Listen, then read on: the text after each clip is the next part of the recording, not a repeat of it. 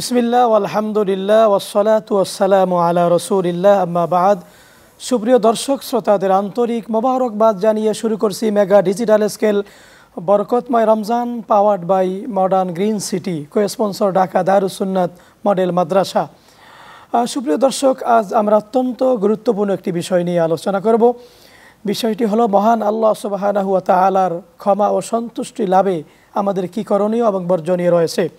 এ বিষয়ে আলোচনা করার জন্য আমার সাথে রয়েছেন মোহাম্মদপুর নবোদয় কেন্দ্রীয় জামে মসজিদের সম্মানিত খতিব, বিশিষ্ট ইসলামী চিন্তাবিদ, লেখক ও গবেষক মুফতি মাওলানা সানাউল্লাহ নেসারি। আসসালামু আলাইকুম ওয়া রাহমাতুল্লাহি ওয়া বারাকাতুহু। কেমন আছেন? আলহামদুলিল্লাহ, আপনি কেমন আছেন? আলহামদুলিল্লাহ, আল্লাহর রহমতে ভালো আছি। তো আমরা রমজানুল মুবারকের দ্বিতীয় দশক মাগফিরাতের মধ্যে আমরা আছি। আল্লাহ রাব্বুল আলামিন আমাদেরকে ক্ষমা করবেন যারা আল্লাহর কাছে তওবা করে। তো আল্লাহর ক্ষমা লাভে আমরা কি কি আমল করব যদি আপনি বলেন। ধন্যবাদ। আল্লাহর ক্ষমা লাভের মাধ্যম হচ্ছে মাহে রমাদান। রহমত, মাগফিরাত এবং নাজাত দিয়ে আল্লাহ সুবহানাহু ওয়া তাআলা আমাদেরকে এই মাহে রমজান দান করেছেন। তো রাসূল করিম সাল্লাল্লাহু আলাইহি ওয়াসাল্লাম এই রমজানুল মুবারকে আল্লাহর ক্ষমা পেয়ে যারা ধন্য হতে পারলো তারাই সফল। নবীজি সাল্লাল্লাহু আলাইহি ওয়াসাল্লামের বেশ কয়েকটি হাদিস দ্বারা এটাই প্রমাণিত যে নবীজি সাল্লাল্লাহু আলাইহি ওয়াসাল্লাম হাদিসের মধ্যে বলেছেন, যে ব্যক্তি রমজান পেল অথচ ক্ষমা লাভে ধন্য হতে পারল না, নিজের গুনাহ খাতা মাফ করাতে পারল না, তার চেয়ে হতভাগা আর কেউ নাই। দ্বিতীয়ত হচ্ছে নবীজি সাল্লাল্লাহু আলাইহি ওয়াসাল্লামের হাদিস বুখারী ও মুসলিমে বর্ণনা এসেছে, মান সামা রমাদান ঈমানান ওয়া ইহতিসাবান গুফিরা লাহু মা তাকাদ্দামা মিন যামবি ওয়া মান কামা ঈমানান ওয়া ইহতিসাবান গুফিরা লাহু মা তাকাদ্দামা মিন যামবি ওয়া মান কামা লাইলাতাল কদরি ঈমানান ওয়া ইহতিসাবান গুফিরা লাহু মা তাকাদ্দামা মিন যামবি। এই দীর্ঘ হাদিস থেকে তিনটা বিষয় স্পষ্ট হয়েছে। যারা রমজানের রোজা ঈমানের সাথে সওয়াবের আশায় পালন করবে, আল্লাহ তাদেরকে মাফ করে দিবেন। দ্বিতীয়ত হচ্ছে যারা রমজানের রোজা পালন করবে, পাশাপাশি রাতের বেলায় তারাবির নামাজ 20 রাকাত আদায় করবে, আল্লাহ তাদেরকেও ক্ষমা করে দিবেন। তৃতীয়ত হচ্ছে এই রমাদানুল মুবারকের শেষ দশক আল্লাহ তাআলা আমাদের জন্য লাইলাতুল কদর নির্ধারণ করে রেখেছেন।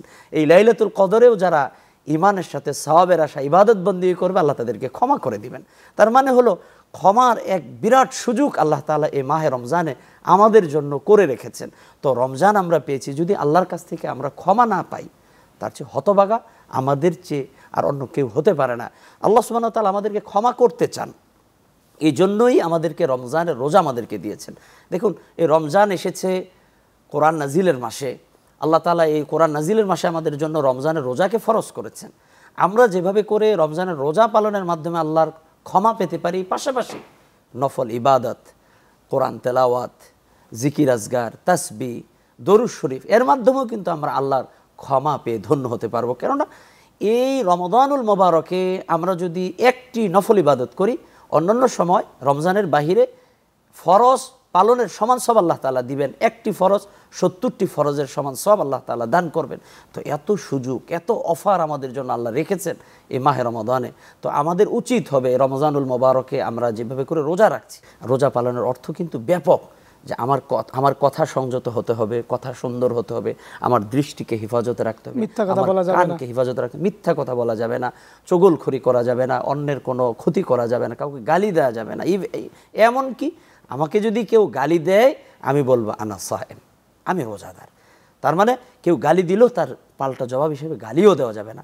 তো আমাদের কি করতে হবে? এই রমজানুল মুবারকে সময় পেয়েছি, যেহেতু সওয়াব এক হরফে 10 নেকি, আর এই রমজানের কারণে আল্লাহ তাআলা 70 থেকে 700 গুণ সওয়াব বাড়ায় দিবেন। নামাজে পড়লে তো সওয়াব আরো বেশি। তো আমরা যদি এই রোজা অবস্থায় কোরআন তেলাওয়াত করি বা তেলাওয়াত শুনি, দুইটা বিষয়, একটা হলো কোরআন তেলাওয়াত করা আর একটা হলো শোনা, দুইটাতেই কিন্তু সওয়াব। আল্লাহ রাসূল সাল্লাল্লাহু আলাইহি ওয়াসাল্লাম যেটা বলেছেন, মান কারাল কোরআন হারফান ফালাহু 10 হাসানাত, যে ব্যক্তি কোরআনে একটি হরফ তেলাওয়াত করবে তার আমলনামায় 10টি করে নেকি দেওয়া হবে। সুতরাং কেউ যদি এই রমজানে একটি হরফ তেলাওয়াত করে, যেহেতু রাসূল বলেছেন প্রতিটা নেক আমল 70 গুণ বৃদ্ধি পেয়ে যায়, তাহলে এই 10টা 70 গুণ হয়ে যাবে। আল্লাহ চাইলে এটা 70 থেকে 700 গুণ পর্যন্ত সওয়াব দিতে পারে। তাহলে আমরা এই রমজানুল মুবারকে আল্লাহর ক্ষমা লাভের জন্য, যেহেতু এই রমজান দামি হয়েছে কোরআনের কারণে, আমাদের উচিত হবে রোজার পাশাপাশি কোরআন তেলাওয়াত করা। আমি রমজান রোজা রাখলাম, যদি কোরআন তেলাওয়াত না করলাম বা না শুনলাম, এতে রোজার কিন্তু কোরআন তেলাওয়াত করতে যারা পারে না, মানে যারা বিশুদ্ধভাবে পড়তে পারে না, এদের ব্যাপারে আপনি কি পরামর্শ দিবেন? তাদের ব্যাপারে পরামর্শ হলো, কোরআনকে আল্লাহ তাআলা সহজ করে দিয়েছেন। আরবি ভাষাকে সহজ করেছেন। আমাদের আজ থেকেই চেষ্টা করতে হবে কোরআন শেখার, উদ্যোগ নেওয়া, চেষ্টা করা, ইমামের কাছে যাওয়া। আমরা দাখিল পরীক্ষা দেওয়ার সময়, এসএসসি পরীক্ষা দেওয়ার সময় স্যারদের কাছে গিয়েছি, স্যার এই অঙ্কটা বুঝি না, আমাকে একটু বুঝাইয়ে দেন, শিখাইয়ে দেন। যেই চেষ্টা আমাদের ছিল, কোরআন নিয়ে কিন্তু সেই চেষ্টা নেই। আমি কোরআন পারি না, কমপক্ষে 5টা সূরা ইমামদের কাছে গিয়ে, হাফেজ সাহেবদের কাছে গিয়ে শোনানো যে হুজুর শোনেন তো আমার তেলাওয়াতটা সহি আছে কিনা। ইমাম যেখানে বলে দিবেন যে আপনার এখানে একটু টান দেওয়া দরকার, এখানে একটু গুণা করা দরকার, এটা আমরা করতে পারি। দ্বিতীয়ত হলো কোরআনের ছাত্র হয়ে যায়। আজকেতে আলিফ বা তা সা শুরু করে দেই, আল্লাহর কাছে তো বলতে পারবো যে আল্লাহ আমি শেখার জন্য চেষ্টা করেছি। তো আমাদের এই আলোচনা শোনার সাথে সাথে আমাদের মনের ভিতরে এই চেষ্টাটা হওয়া দরকার যে আমি কোরআন পড়তে পারি না, আমি এখন থেকে ওয়াদা করি মৃত্যুর আগে হলেও আমি কোরআন শিখে তারপর কবরে যাব। আর এর মধ্যে যদি মৃত্যু এসে যায়, আমি আল্লাহর সামনে গিয়ে হাজির হয়ে বলতে পারবো রব্বুল আলামিন রমজানে নিয়ত করেছিলাম কোরআন শেখার জন্য, শুরুও করেছিলাম, কায়দার 29টি হরফ শিখেছি, বাট অন্যগুলো শিখতে পারিনি। আল্লাহ এর আগেই তো আমার মৃত্যু হয়ে গেছে, আল্লাহ কোরআনের ছাত্র হিসেবে তুমি আমাকে মাফ করে দাও। হতে পারে এই বিষয়ে আমরা আপনাদেরকে শুনবো ইনশাআল্লাহ। সুপ্রিয় দর্শক, আপনারা দেখছেন মেগা ডিজিটাল স্কেল বরকতময় Ramzan, powered by modern green city, co sponsor Dhaka Darus Sunnat model মাদ্রাসা। সময় হয়েছে ছোট্ট একটু বিরতির, ফিরবো একটু পরেই, সাথেই থাকুন।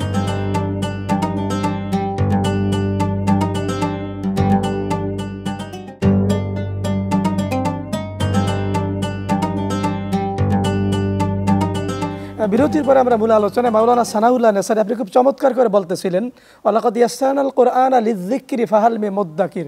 আল্লাহ কিন্তু কোরআনকে সহজ করেছেন। এই কোরআন সহজ যে আল্লাহ করেছেন, কোরআন থেকে আমরা কিভাবে উপকার গ্রহণ করতে পারি আপনি যদি বলেন। জি, ধন্যবাদ আপনাকে। আল্লাহ তাআলা নিজেই বলেছেন কোরআন সহজ। পৃথিবীতে যত ভাষা আছে সবচেয়ে আরবি ভাষাটাকে আল্লাহ সহজ করে দিয়েছেন, যাতে করে মানুষ এই আরবিটাকে শিখতে পারে। এবং এটা আমরা ওপেন চ্যালেঞ্জ বলছি যে আপনি চেষ্টা করে দেখুন, আজকে থেকে আপনি চেষ্টা করুন। আপনি অন্যান্য ভাষা শিখতে যে যত কষ্ট করেছেন তার অর্ধেক কষ্ট যদি আপনি কোরআন শেখার জন্য করেন, আরবি শেখার জন্য করেন, আপনি পারবেন। আমরা দেখি কত অন্ধ হাফেজে কোরআন কত চমৎকারভাবে তেলাওয়াত করছে।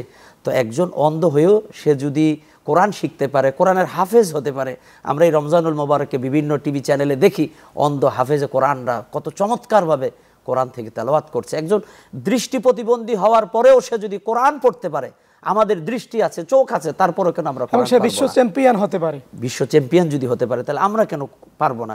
পাশাপাশি আমাদের যেটা করতে হবে, রমাদানুল মোবারকের রাতের বেলায় তারাবির নামাজ, এবং সেটা খতমে তারাবি এবং 20 রাকাত, এটা অত্যন্ত এক জরুরি আল্লাহর ক্ষমা লাভের দ্বিতীয় যে মাধ্যম, সেটা হচ্ছে রাতের বেলায় আমরা তারাবির নামাজ পড়বো, এবং সেটা 20 রাকাত। জি যে আমরা যেই বিষয়ে আল্লাহর ক্ষমা লাভে তাওবাতুন নাসুহা কিন্তু গুরুত্বপূর্ণ একটি বিষয়।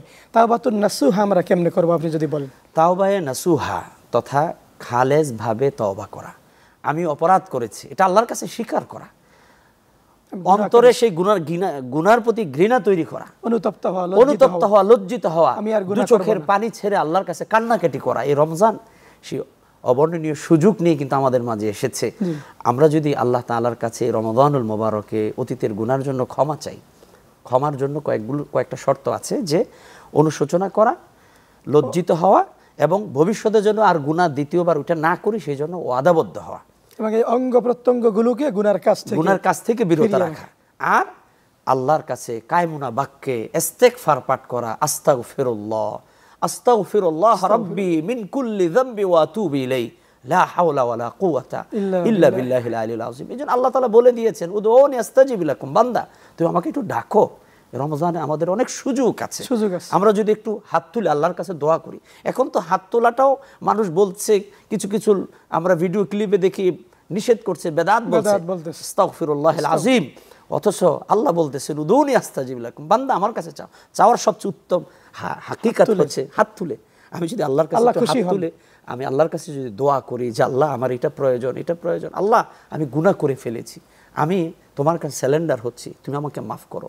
আল্লাহ বলেন বান্দা আমার কাছে ক্ষমা চাইতে দেরি, আমি আল্লাহ তাকে ক্ষমা করতে দেরি করি না। আল্লাহ তাআলা কত মহান, কত দয়াবান। দেখুন, আল্লাহ শুধু আমাদের গুনাহ মাফই করেন না, গুনাহগুলো আল্লাহ নেক দ্বারা পরিবর্তনও করে দেন, যেটা আল্লাহ কোরআনুল কারীমে বলেছেন ইউদাআফ লাহুল হাসানাত ইউবাদদিলুল্লাহু সাইয়্যাতিহিম হাসানাত। আল্লাহ তাআলা গুনাহগুলো নেক দ্বারা পরিবর্তন করে দিবেন।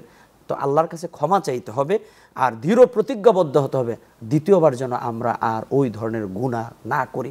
রমজানে আমরা গুনাহ মাফের যে প্রশিক্ষণ, এবং গুনাহ থেকে বিরত থাকার যে প্রশিক্ষণ, যারা ধরেন ধূমপান করে রমজানে কিন্তু ধূমপান করতে পারছে না, তার মানে এই মন্দ কাজ ছাড়ার এক প্রশিক্ষণ হচ্ছে।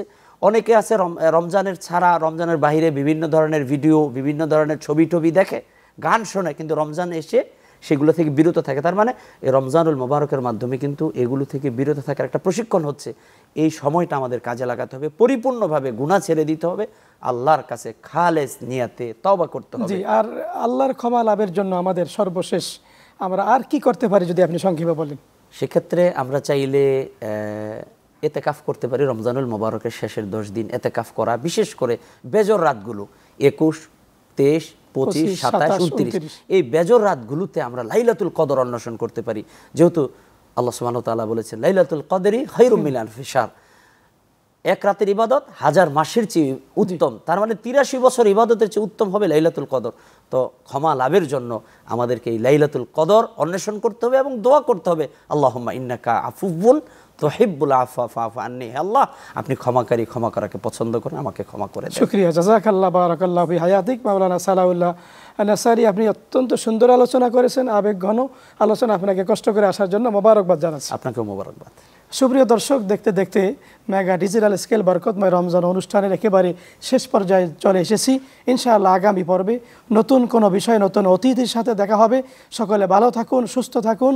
আল্লাহ হাফেজ। আসসালামু আলাইকুম ওয়া রাহমাতুল্লাহি ওয়া বারাকাতুহু।